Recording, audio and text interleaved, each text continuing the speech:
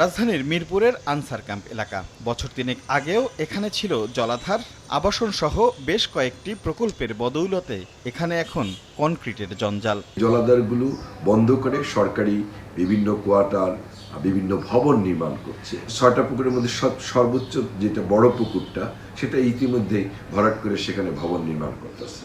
চোখের সামনে এমন উদাহরণ তো নতুন নয়। একটু সামনেই সড়ক সংস্কারে উজাড় হয়েছে মিরপুর রোডের মিডিয়ানের সবুজ। ধানমন্ডির ৭ মসজিদ সড়কেরও একই হাল। এদিকে গাবতলী জলাধার ভরাট করে অট্টালিকার পরিকল্পনা একটি সরকারি সংস্থার। এমনকি হাতির ঝিলের জল আর পান্থকুঞ্জের সবুজে হাত পড়েছে নানা প্রকল্পের। অন্যদিকে আধুনিকায়নের নামে ওসমানী উদ্যানও হারিয়েছে সবুজ, পুকুর হারিয়েছে জল। একের পর এক খাল দখল আর সবুজ নিধনে এখন কনক্রিটের নগর এই Dhaka. Dhaka planners institute VIP এর তথ্য বলছে ১৯৯৯ সালে ঢাকার কনক্রিটের আচ্ছাদিত এলাকা ছিল ৬৪.৯৯ ভাগ। ২০০৯ সালে যা ৭৭.১৮ ভাগ। ২০১৯ সালে সেই পরিসংখ্যান ৮১.৮২, বর্তমানে যা প্রায় ৮৫ ভাগ। অর্থাৎ ইট পাথর যেন ধীরে ধীরে গিলে খাচ্ছে সবুজ আর জল। ভিশন এসি নিয়ে এলো মানিব্যাগ গ্যারান্টি অফার। ১ মাস ব্যবহার করে সন্তুষ্ট না হলে সম্পূর্ণ টাকা ফেরত। এমনিতেই তো নাই, প্রয়োজনীয় তুলনায় ৩ ভাগের ১ ভাগও নেই, সেটাকে আমরা বেমালুম ধ্বংস করছি। এটা হচ্ছে ধ্বংসাত্মক প্রবণতা।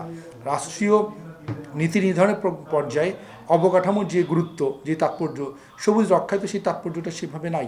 গত কয়েক বছরে এই নগরে দাবদাহের চিত্র বলে দিচ্ছে দীর্ঘদিনের ভুলের খেসারত কতটা নির্মম হতে পারে। চলতি মৌসুমে হয়তো ছাপিয়ে যাবে সব রেকর্ড। তাহলে এই নগরের ভবিষ্যৎ কি?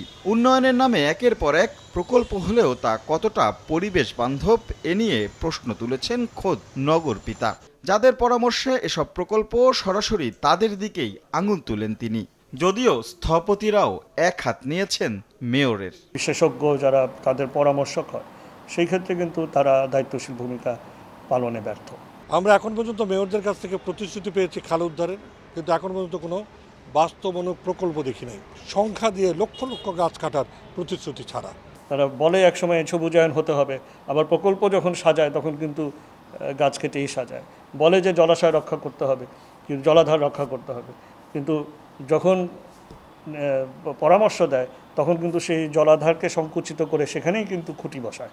যেসব উন্নয়ন প্রকল্পে সবুজায়ন, জলাধার সংরক্ষণ ইত্যাদির তাগিদ দেওয়ার মধ্যে দিয়ে একটি সমন্বিত উন্নয়ন নিশ্চিতের চেষ্টা করা হচ্ছে, সেগুলোকে বক্র দৃষ্টিতে বিভিন্ন রকম মন্তব্যের মধ্যে দিয়ে তার দায় মোচনের কোনো সুযোগ নাই। প্রশ্নটা তাই অপরিকল্পিত উন্নয়নে। যদিও প্রাণ প্রকৃতিকে প্রাধান্য দিয়েই উন্নয়নের পরিকল্পনার পক্ষে কথা বলছেন উভয় পক্ষ।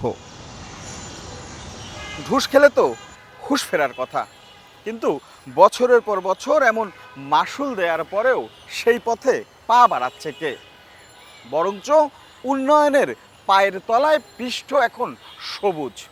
তাই তো স্বাভাবিকভাবেই প্রশ্ন জাগে, এই নগরের ভাগ্যটা বদলাবে কে? রাশেদ লিমন, সময় সংবাদ।